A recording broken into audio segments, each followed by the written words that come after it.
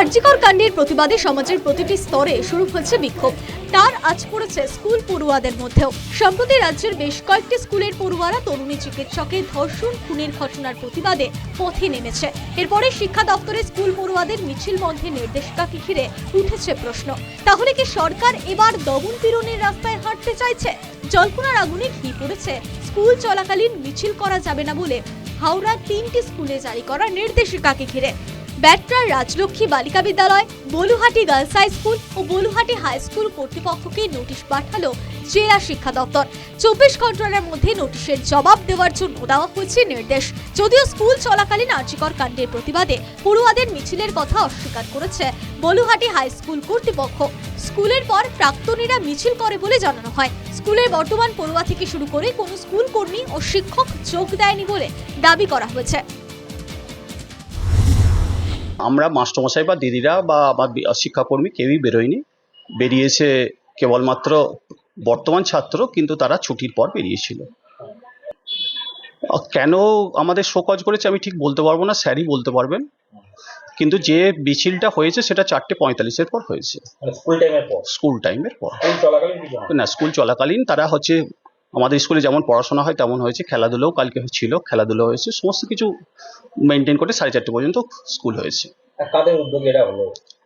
এটা বর্তমান ছাত্ররাও ছিল, কিছু প্রাক্তন ছাত্রছাত্রী, যেহেতু গ্রাম সেই জন্য তাদের উদ্যোগে হয়তো হলেও হতে পারে, আমি ঠিক বলতে পারবো না। এদিকে পূর্ব মেদিনীপুরের ময়নায় একটি স্কুলের পড়ুয়ারা মিছিল করতে চাইলে বাধা দেয় স্কুল কর্তৃপক্ষ। এরপরে স্কুলের গেটে তালা লাগিয়ে প্রতিবাদের সরব হয় পড়ুয়াদের একাংশ। ফলে স্কুলে ঢুকতে পারেনি শিক্ষক শিক্ষিকারা।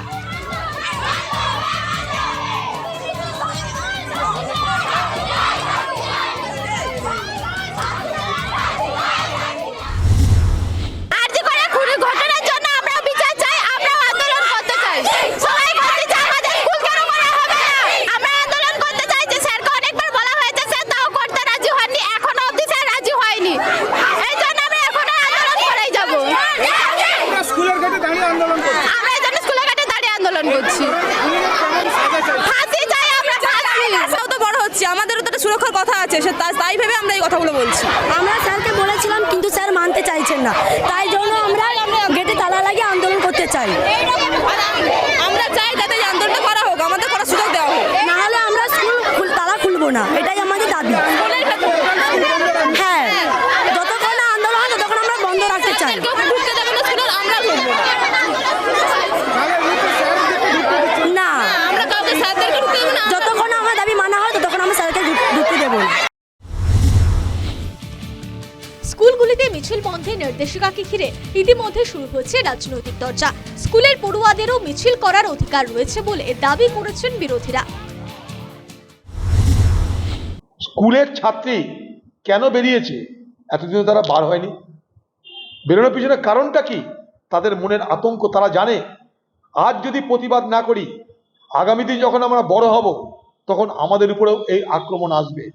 তাই আজকের ছাত্রী সমাজ, আজকের শিক্ষিকা সমাজ তারা প্রতিবাদটা করছে এই কারণে, তাদের ভবিষ্যতের নিরাপত্তাকে সুনিশ্চিত করতে সরকারের দৃষ্টি আকর্ষণ করা প্রয়োজন।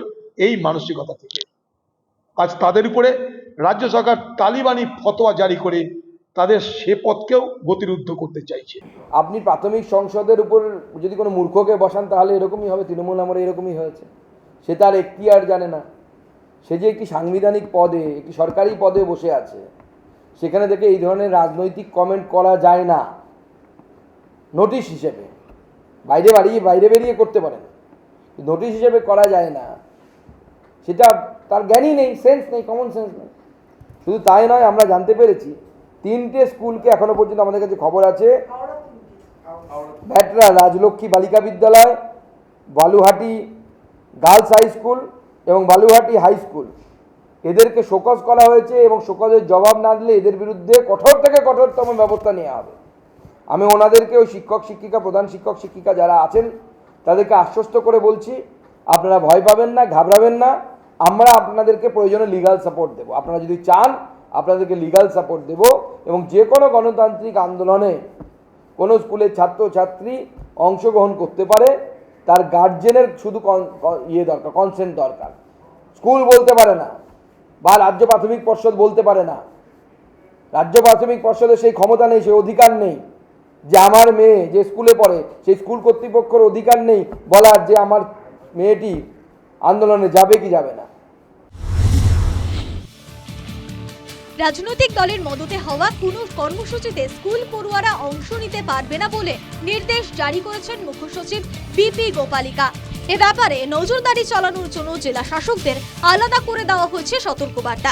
এরপরেই হাওড়ার 3 স্কুলকে নোটিশ পাঠানো হলো বলে মনে করছে ওয়াকিবহাল মহল। News time.